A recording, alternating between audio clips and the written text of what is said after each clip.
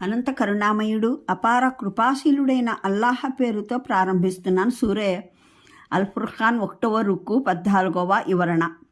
అంటే అసలు మానవుడు దేవుని సందేశహరుడు అవటమే వింతైన విషయం. దేవుని సందేశాన్ని అందజేసేందుకు ఏ దైవదూతైనా రావాల్సింది. ఎముకలు కండరాలు గల బతకడానికి ఆహారం కావలసిన మనిషి కాడు. పోని మనిషే దైవ ప్రవక్త అయ్యాడనుకుందాం. కానీ అతనైనా కనీసం రాజుల వంటివాడో ప్రపంచంలోని పెద్ద మనుషుల్లా ఘనత గల వ్యక్తిత్వం ఉన్న మనిషో కావలసింది. ఆ వ్యక్తిని చూడాలంటేనే కళ్ళు నిరీక్షిస్తూ తల్లడిల్లిపోవాలి. ఆయన సన్నిధిలో దర్శనం కావాలంటే ఎన్నో వ్యయ ప్రయాసల తర్వాత కానీ ఆ సౌభాగ్యం ప్రాప్తం కాదు. అలా కాక ఇదేమిటి, ఒక సాధారణ మనిషి బజారుల్లో చెప్పులు అరిగేలా తిరిగే వ్యక్తి విశ్వప్రభువుకు సందేశహరుడా? ఇలాంటి వ్యక్తిని ఎవరు ఖాతరు చేస్తారు? ప్రతిరోజు ప్రతి దారిన పోయే దానయ్య చూసే వ్యక్తిని ఏ కోణంలో చూసినా ఎటువంటి ప్రత్యేకత అసాధారణత లేని వ్యక్తిని ఎవరు పట్టించుకుంటారు?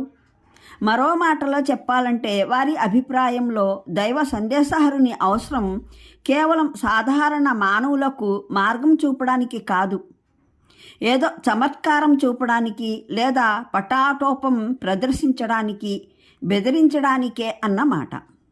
వివరాలకు చూడండి ఖురాన్ అవగాహనం సంపుటి 5 అల్మోమినిన్ పాదసూచి 26. అంటే మానవుణ్ణి ప్రవక్తగా చేసినప్పటికీ కనీసం ఒక దైవదూత అతనితో పాటు తోడుగా పెట్టవలసింది. అనునిత్యం కొరడా పుచ్చుకొని జనులారా ఇతన్ని నమ్మండి, లేకపోతే ఇప్పుడే దేవుని శిక్ష మీపై వర్షింపజేస్తాను అంటూ భయపెడుతూ తిరగవలసింది. ఇప్పుడు ఇదేమి విచిత్రమో, విశ్వప్రభువు ఒక వ్యక్తికి దైవదౌత్యం వంటి మహత్తరమైన హోదా ప్రసాదించి ఇట్టే ఒంటరిగా వదిలిపెట్టడమేమిటి? అతడు జనుల చేత తిట్లు రాళ్ల దెబ్బలు తింటూ తిరగడమేమిటి? అంటే ఇది వారి అధమమైన కోరిక. దేవుడు గారు తమ సందేశహరునికి కనీసం సరైన ఉపాధి ఏర్పాటైనా చేయవలసింది. ఇదేమిటండి, దేవుని ప్రవక్త మా సాధారణ ధనికుల కన్నా తీసిపోయినవాడా? ఖర్చు కోసం డబ్బు లేదు, పళ్ళు తిందామంటే తోట లేదు, పైగా మాటలు చూస్తే తాము విశ్వప్రభువుకు సందేశహరులట. అంటే పిచ్చివాడు. అరబ్బు వాసుల దృష్టిలో పిచ్చెక్కి రెండే కారణాలు. అరబ్బువాసుల దృష్టిలో పిచ్చికి రెండే కారణాలు. ఎవరినైనా జిన్ను పట్టాలి, దయ్యం పట్టడం వంటి మాట, లేదా ఏ శత్రువన్నా మంత్రజాలంతో అతన్ని పిచ్చివాణ్ణిగా చేయాలి. ఇక వారి దృష్టిలో 3వ కారణం కూడా ఏదైనా అయితే అది ఏ దేవత విషయంలోనైనా అతడు దోషం చేసినట్లయితే దాని శాపం తగిలి పిచ్చివాడైపోవడం. మక్కా తిరస్కారులు ప్రవక్త మహానీయుల విషయంలో ఈ 3 కారణాలు అప్పుడప్పుడు చెబుతూ ఉండేవారు. ఒకప్పుడు ఈ వ్యక్తికి ఏదో జిన్ను పట్టుకున్నట్లుందని అంటే, మరొకప్పుడు ఎవరో శత్రువు పాపం ఇతని పైన మంత్రజాలం వేశాడని అనేవారు. మరెప్పుడైనా మా దేవతల్లో ఎవరి పట్లనో అమర్యాదగా ప్రవర్తించిన దానికి పాపం చుట్టుకొని ఇతను శాస్తి అనుభవిస్తున్నాడు అనేవారు. అయితే ఆయన్ని ఎంతో తెలివిగలవానిగాను అంగీకరించేవారు. ఒక అనువాద గృహం ఏర్పరిచి అక్కడ అతి ప్రాచీన పుస్తకాల నుండి కొన్ని భాగాలు ఎన్నిక చేయించుకుంటూ కంఠస్థం చేసుకుంటున్నాడు. ఇంతేకాక వారు ఆయన్నే మంత్రజాలికుడని కూడా అనేవారు. అంటే ఆయన వారి దృష్టిలో ఒకేసారి మంత్రజాల వాతన పడినవాడును, మంత్రజాలికుడును అన్నమాట. వీటన్నింటిపైన మరో అపవాదు ఆయన కవి అన్నది అదనం.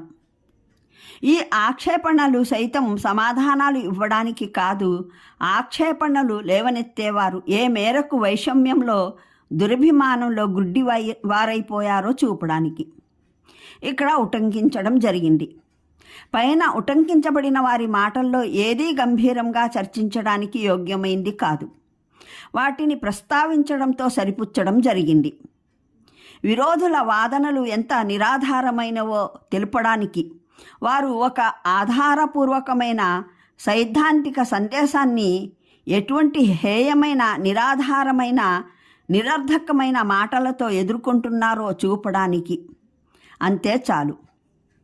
ఒక వ్యక్తి, జనులారా, ఈ బహుదయోపాసన మీ ధర్మానికి, సభ్యతా సంస్కృతులకు ఆధారభూతమైనది. తప్పుడు విశ్వాసం అని ప్రకటిస్తూ అది తప్పు అనడానికి అనేక ఆధారాలు చూపుతున్నాడు. దీనికి సమాధానంగా బహుదైవోపాసన సత్యబద్ధమైనది అనడానికి ఎటువంటి ఆధారం ఎత్తి చూపడం జరగదు. ఏదో పుకారు లేవనెత్తుతారు. ఈ వ్యక్తి మంత్రగ్రస్తుడు అని, అతనేమో విశ్వవ్యవస్థ అంతా దేవుని ఏకత్వం ఆధారంగా నడుస్తోంది అని, దీన్ని రుజువు చేసే వాస్తవాలు అసంఖ్యాకంగా చూడండి అంటున్నాడు. దానికి బదులుగా ఇతను మంత్రగాడు అని గోల పెడతారు. అతను మిమ్మల్ని దైవం ప్రపంచంలో కళ్ళెం లేని గుర్రాలుగా చేసి వదిలిపెట్టలేదు. మీరు మీ ప్రభు సమక్షంలోకి మరలి వెళ్ళవలసి ఉంది. మరో జీవితంలో తమ ఆచరణల లెక్కలు చూపెట్టవలసి ఉంది అని వెల్లడిస్తూ ఈ యథార్థానికి అనేక నైతిక, చారిత్రక, శాస్త్రీయ, బౌద్ధిక విషయాలు ఆధారంగా ముందుంచుతున్నాడు. దీనికి జవాబుగా ఈ వ్యక్తి అసాధారణ కవి అని చాటడం జరుగుతోంది. అతను నేను మీకోసం దైవం వద్ద నుండి ఈ సత్యబోధనలను తీసుకొచ్చాను అని అంటూ ఆ బోధనల్ని అందజేస్తాడు. సమాధానంగా ఆ బోధనల్ని చర్చించడమో విమర్శించడమో జరగదు. పైగా నిరాధారమైన ఒక ఆరోపణ అంటగట్టడం జరుగుతుంది. ఇదంతా ఎక్కడి నుండో నకలు చేసి తెస్తున్నాడని నిందిస్తారు. అతను తన దైవదౌత్యానికి నిరూపణగా దేవుని మహిమోపేత వచనాన్ని వినిపిస్తాడు. స్వయంగా తన జీవితాన్ని, తన శీల స్వభావాలను ముందుంచుతాడు. ఆ దైవ వచనం ద్వారా తన అనుయాయుల జీవితాల్లో వస్తున్న నైతిక విప్లవాన్ని చూపిస్తాడు. కానీ వ్యతిరేకత చూపేవారు వీటిలో దేన్నీ గమనించరు. ఏదైనా ప్రశ్న అడిగితే అది నీవు భోజనం చేస్తావెందుకు, బజారుల్లో తిరుగుతున్నావేమిటి, నీకు ఆర్డర్లీగా ఒక దైవదూత ఎవరైనా లేడేమిటి, నీ వద్ద నిధి నిక్షేపాలో తోటలో ఎందుకు లేవు అన్నదే. ఈ మాటల ద్వారానే తేలిపోతుంది ఉభయుల్లో సత్యబద్ధులైన వారెవరో. అతనికి సదృశ్యంగా ఏమీ చేతకాక ఎవరు వ్యర్థ పలాపనలు చేస్తున్నారో. అనంత కరుణామయుడు, అపార కృపాశీలుడైన అల్లాహ్ పేరుతో ప్రారంభిస్తున్నాను. సూరే అల్ ఫుర్ఖాన్ 1వ రుక్కు 14వ వివరణ. అంటే అసలు మానవుడు దేవుని సందేశహరుడు అవటమే వింతైన విషయం. దేవుని సందేశాన్ని అందజేసేందుకు ఏ దైవదూతైనా రావాల్సింది. ఎముకలు, కండరాలు గల బతకడానికి ఆహారం కావలసిన మనిషి కాడు. పోనీ మనిషే దైవ ప్రవక్త అయ్యాడనుకున్నాం. కానీ అతనైనా కనీసం రాజుల వంటి వాడో, ప్రపంచంలోని పెద్ద మనుషుల్లా ఘనత గల వ్యక్తిత్వం ఉన్న మనిషో కావలసింది. ఆ వ్యక్తిని చూడాలంటేనే కళ్ళు నిరీక్షిస్తూ తల్లడిల్లిపోవాలి. ఆయన సన్నిధిలో దర్శనం కావాలంటే ఎన్నో వ్యయ ప్రయాసల తరువాత కానీ ఆ సౌభాగ్యం ప్రాప్తం కాదు.